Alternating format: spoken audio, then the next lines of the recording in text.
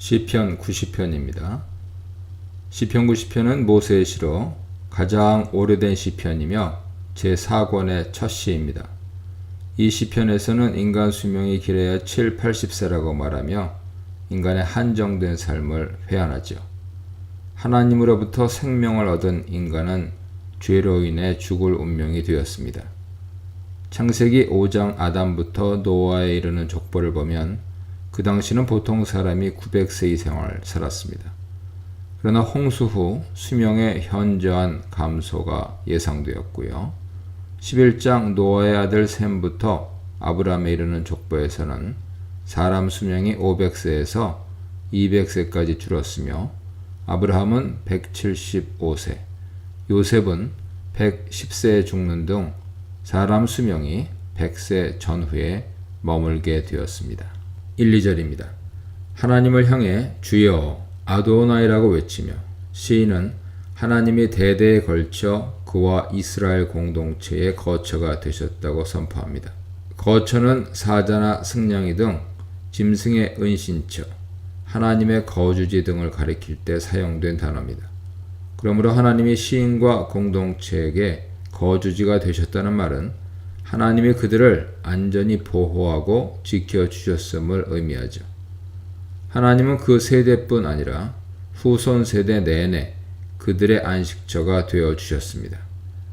이 하나님은 어떤 분이십니까?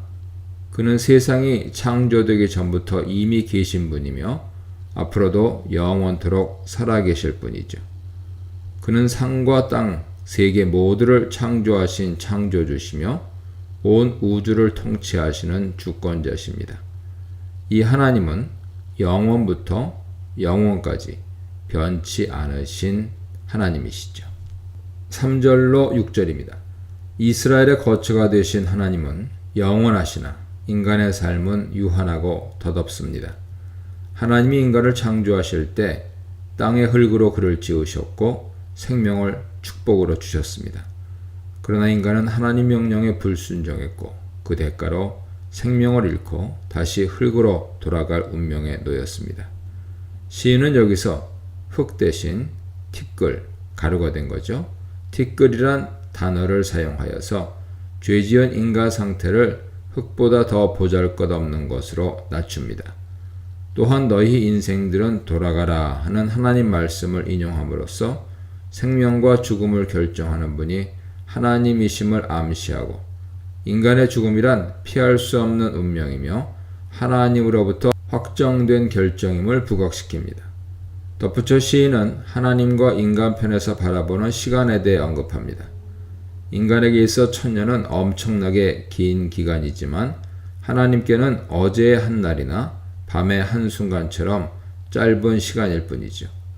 그러므로 사람이 천년을 산다 해도 그 기간이 하나님 앞에서는 밤의 한 자락밖에 되지 않으니 현실에서 그보다 훨씬 짧은 삶을 사는 인간에게 주어진 시간은 하나님 보시기에 얼마나 더 짧고 하찮겠습니까? 홍수가 몰려와 짧은 시간에 모든 것을 휩쓸고 지나가듯 하나님 앞에서의 인생은 그렇게 힘없이 사라지고 마는 존재죠. 잠깐 자는 것처럼 경각의 삶을 살다 죽게 되는 존재입니다. 불이 아침에 돋아서 꽃을 피우고 자라나 저녁이 되면 시들어 말라버리듯 인간도 성장하여 꽃을 피우는 시기가 있지만 곧 노쇠하여 죽음을 맞이하게 됩니다. 7절로 10절입니다.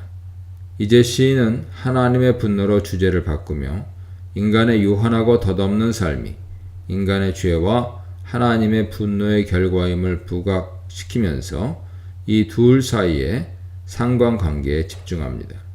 7절 번역에는 나오지 않지만 이 절은 참으로, 진실로 라는 강조어로 시작하며 인간 죄악에 대한 하나님의 분노로 인해 인간이 쉽게 소멸하고 두려움에 떠는 존재임을 설명합니다.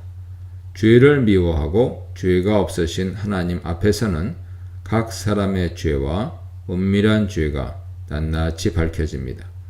우리의 모든 날이 당신의 분노 중에 지나가며 란 말은 우리가 짓는 죄가 사는 모든 날 동안 계속되므로 일평생 하나님의 분노를 벗어날 수 없다는 뜻입니다.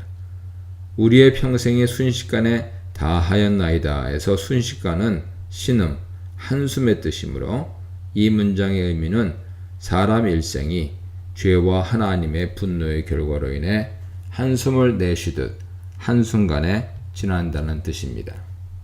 11절에서도 시인은 인생의 짧은 유한, 그리고 무상함, 그리고 하나님의 진노에 대해 계속 설명합니다. 창조 직후 사람들은 1000년 가까이 살다 죽었지만 홍수 이후 인간의 수명은 점점 줄어 100년 안팎까지 이르렀습니다. 시인은 인간의 연수가 70이며 건강하게 살아도 80이라고 말하며 인생이 유한하고 짧음에 대해 한탄합니다. 더구나 그는 그 연수의 자랑은 수고와 슬픔뿐이요 라고 말합니다. 수고는 노동, 일, 노고의 뜻이며 슬픔은 속임, 해로움, 거짓, 불의 등의 뜻을 갖고 있습니다. 물론 수고와 슬픔이 인생의 전부는 아니지만 지금 시인은 죄를 저지르는 인생과 노고와 고뇌에 초점을 맞추고 있기 때문에 기쁨과 즐거움을 언급하지 않습니다. 더구나 이렇게 고난으로 차 있는 인생은 새가 날아가듯 신속하게 지나가니 허무하기 짝이 없습니다. 11절로 17절입니다. 시인은 덧없는 인생과 하나님 도여움 앞에 주저앉지 않고 이를 직시하며 하나님께 지혜를 구합니다. 사람은 하나님의 분노의 능력과 두려움, 즉 인간 죄에 대한 하나님의 분노가 미치는 영향력을 제대로 알 수 없습니다.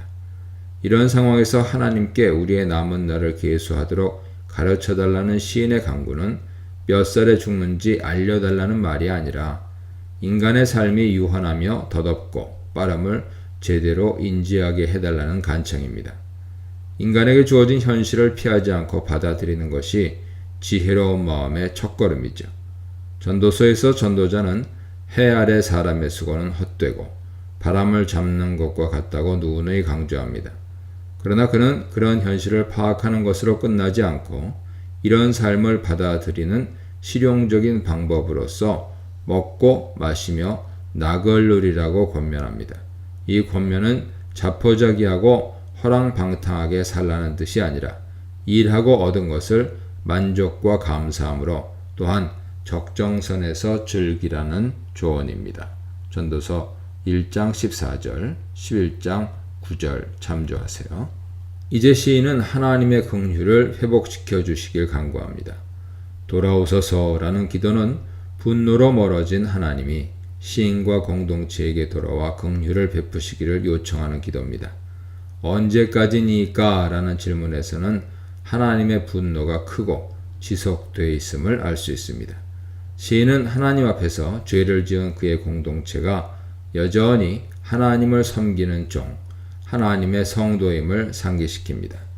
수고로운 삶 속에서도 성도가 여전히 소망을 품을 수 있는 것은 하나님의 인자를 구할 수 있기 때문이죠. 시인은 만족과 기쁨을 자기 자신이나 다른 것에서 찾지 않습니다. 오직 아침마다 하나님의 인자가 함께하여 평생 만족하고 즐거워 외치며 기뻐하기를 바랍니다.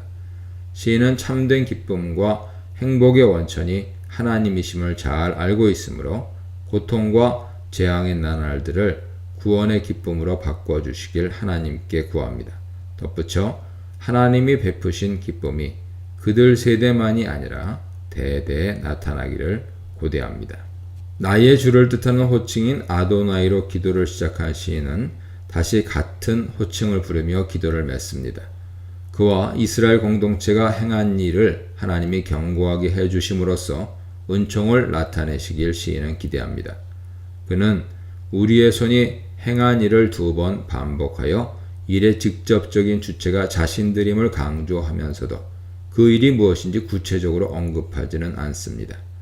확실한 것은 인생이 행하는 일을 하나님이 간섭하여 견고하게 해주시지 않으면 제대로 결과물을 얻을 수 없고 헛되이 끝나게 된다는 점이죠. 인간이 덧없는 세월 속에 행하는 모든 일에 하나님의 긍휼과 친절이 필수라는 점입니다. 한편 17절 강구는 1절 선포와도 연결됩니다. 과거부터 현재까지 하나님이 시인과 이스라엘 공동체의 영원한 거처가 되어 주셨듯이 앞으로도 계속해서 영원한 거처로 남아주시길 바라는 염원이 함축되어 있습니다. 이 문단에서는 영원한 우리의 거처이신 하나님 앞에서 숨을 수 없는 인간, 하나님을 인정하는 지혜로운 인간에 대해 묵상해 보시기 바랍니다.